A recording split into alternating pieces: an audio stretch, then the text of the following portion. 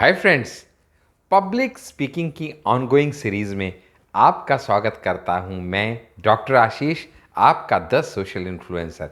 जी हाँ दोस्त, public speaking जो हम पहले भी डिस्कस कर चुके हैं हमारे पहले के एपिसोड्स में, जिनके लिंक इस वीडियो के डिस्क्रिप्शन में आपको मिल जाएंगे, जहां हमने डिस्कस किया कि public speaking is anybody's dream. Public speaking is your biggest passion and your biggest fear. Public speaking an art और अ साइंस, और पब्लिक स्पीकिंग के लिए ज़रूरी क्या है? Just do it. लगे रहो मुन्ना भाई, bring out the best within you and let the world see it. उसी सीरीज में पब्लिक स्पीकिंग का आज एक ऐसा ज़बरदस्त, अनोखा, अनूठा, नायाब सीक्रेट आपके बीच में शेयर करने के लिए आज उपस्थित हुआ हूं। वो ऐसा सीक्रेट है, इतना ज़बरदस्त टूल है, वेपन है, कला है, आर्ट है कि अगर आपके पास वो है तो आपको कामयाब होने से कोई रोक नहीं सकता। ऐसा है क्या? नहीं दोस्त, उल्टा है इससे। वो ऐसी चीज है कि अगर आपके पास वो है तो आपको कोई कामयाब करा नहीं सकता। यानी कामयाब होने के लिए आपको इस चीज से पीछा छुड़ाना पड़ेगा। ऐसी क्या चीज है जिससे अगर आपने पीछा छुड़ा लिया तो आपको कामयाब होने से कोई रोक नहीं पाएगा। आज उस बात को डिस्कस करने के लिए आप और मैं यहाँ एकत्रित हुए हैं, क्योंकि पब्लिक स्पीकिंग में अगर आपको सम्मोहन की कला जाननी है, लोगों के दिलों को जीतना है, तो उसके लिए बहुत ज़रूरी है कि आप इस बीमारी से पीछा छुड़ा लें। आपके मन में जिज्ञासा हाईएस्ट लेवल पे होगी कि क्या है वो चीज़ जिससे मुझे बचना है अगर मुझे पब्लिक स्पीकिंग में कामयाब होना है। तो वो बताने से पहले थोड़ा सा ये देखते हैं कि आप और मैं ज़्यादा से ज़्यादा सीख किससे सकते हैं? नेचर से। नेचर किसने क्रिएट किया? ऑल माइटी ने। तो ऑल माइटी से सीखें या नेचर से सीखें, बात तो एक है, but you have to be coachable. क्या सीख सकते हैं हम? आप सोचिएगा, नेचर ने कितने सारे सीजन बनाए, कभी गर्मी, कभी सर्दी, कभी बसंत, कभी वर्षा।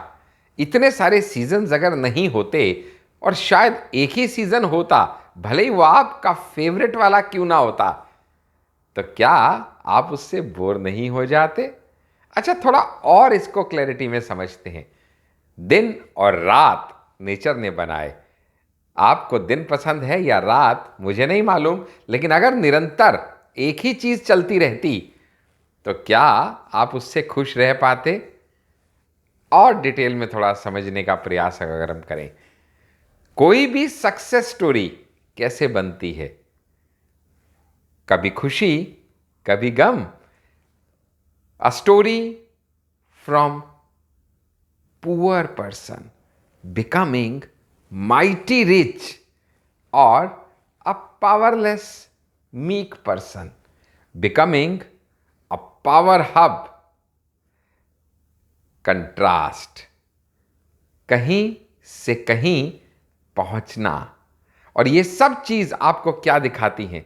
There has to be a change. कहीं ना कहीं चेंज तो चाहिए, फिर चाहे वो सीजन्स का चेंज हो, दिन रात का चेंज हो। प्रभु ने भी इस चेंज की ज़रूरत, अहमियत को समझा, इसीलिए ये चेंज लेके आया।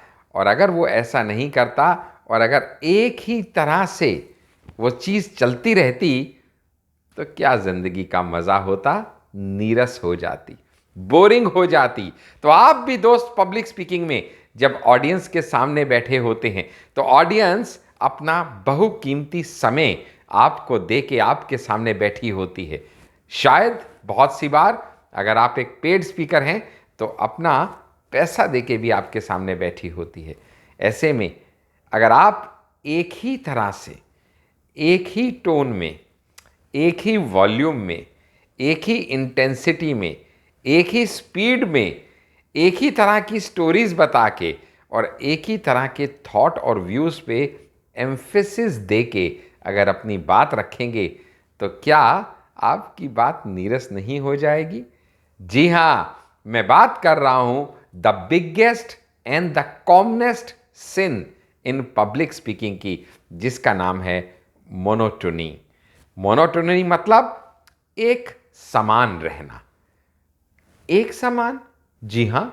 ना तो आपकी टोन में वेरिएशन हो, ना आपके जेस्चर्स में फर्क हो, ना आपके एक्सप्रेशंस में फर्क हो, ना आपके स्टाइल और थॉट में फर्क हो, यानी एक ही तार का सुर बार बार बजता चला जाए, इसको बोलते हैं मोनोटनी। मोनोटनी जब स्पीकर के अंदर आ जाती है तो ऑडियंस को समझते देर नहीं लगती कि शायद इसको ज्यादा कुछ वेरिएशन के बारे में मालूम नहीं। तो क्या होगा? धीरे धीरे उसका इंटरेस्ट आप में खोने लगेगा। धीरे धीरे वो आपकी बात बेमन से सुनने लगेगा, और वो आपकी बात में जब इंटरेस्ट खो देगा तो क्या वो आपको अच्छा पब्लिक स्पीकर समझेगा? The answer is no. You know what? You must strive to create variety in your thought, in your expression, in your speech, in your tone. ऐसी बहुत सी वेरिएशन कैसे आप ला सकते हैं, आगे के सेशंस में हम ज़रूर सीखेंगे, क्योंकि आप लोग हमारे YouTube channel the success coach doctor Ashish Handa को सब्सक्राइब अब तक ज़रूर कर चुके होंगे, और अगर नहीं किया है तो अभी कर लीजिए, ताकि आने वाले सभी वीडियोस आपको सबसे पहले मिले और आप पब्लिक स्पीकिंग में अपनी जगह सुनिश्चित कर पाएं, because the world is waiting for you to come and conquer the hearts. सबसे इंपॉर्टेंट चीज़ क्या है? आपको अपनी वैरायटी मल्टीप्लाई करनी पड़ेगी। स्पीच में वैरायटी, अलग अलग अंदाज, अलग अलग तरीके। जब भी आपकी बात, आपकी स्टोरी, आपके एक्सप्रेशन चेंज होते हैं तो वहीं वहीं पे आपकी टोन, वॉइस मॉड्यूलेशन में फ़र्क आना ज़रूरी है। He could visualise on hearing. उसको ये दिखना और महसूस होना चाहिए सिर्फ आपकी बात सुनने भर से, कि कहाँ आप मोटिवेशन के तरीके से उसके खून के लहू के दौरे को बढ़ाना चाहते हैं, तो कहाँ आप ह्यूमर के रूप में कोई जोक सुना के उसको हंसाना चाहते हैं, तो कहाँ आप कुछ ऐसा कह जाएं कि दिल उसका भी भर आए, आंखें उसकी भी छलक जाएं। इसको कहते हैं variation in tone, modulation, thought, action, views and so many other things which you're going to learn in the coming sessions. लेकिन जब जब आपके पास वैरायटी नहीं होती तो इसको बोलते हैं scarcity, and scarcity signifies poverty, poverty of thoughts, poverty of views, poverty of expression. ये सब आपके टूल्स हैं, जिन टूल्स से आप अपनी बात सही तरीके से सामने वाले को एक्सप्रेस कर पाते हैं। कभी आपने सोचा है, अगर कोई कारपेंटर आपके घर में आए काम करने और उसके पास अपने टूल्स की वैरायटी ही ना हो और वो हर चीज़ को हथौड़ी से करने का प्रयास करे, तो क्या आप उसको सफल कारपेंटर मानेंगे?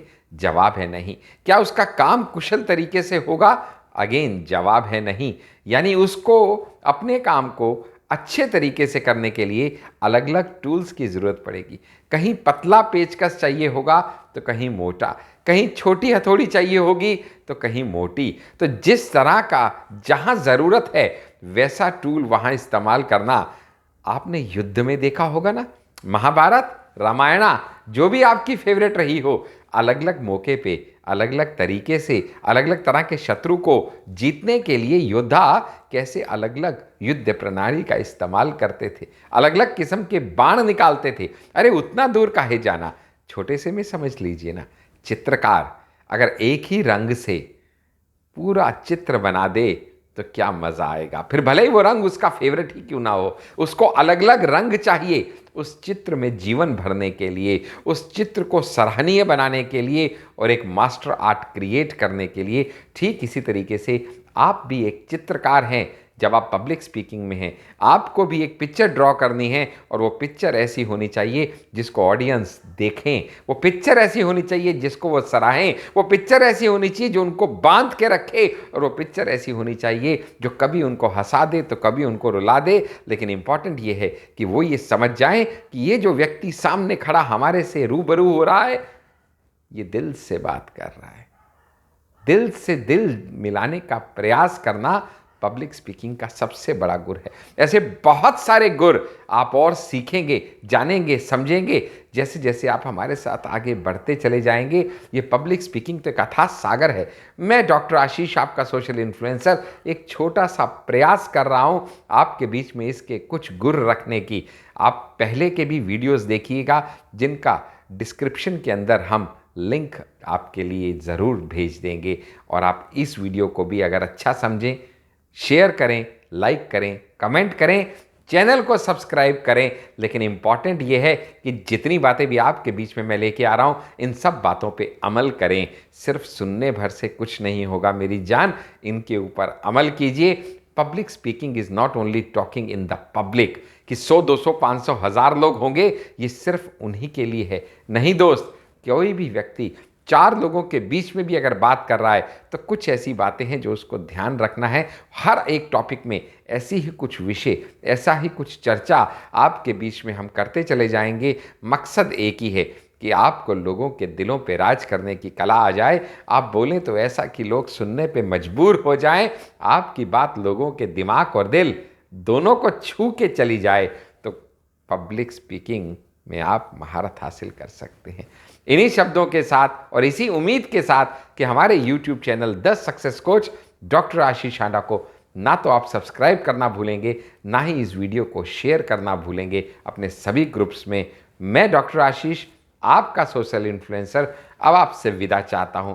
अगले वीडियो के साथ जल्दी ही फिर आपसे मुलाकात होगी। तब तक के लिए नमस्कार दोस्तों। Thank you so much for watching.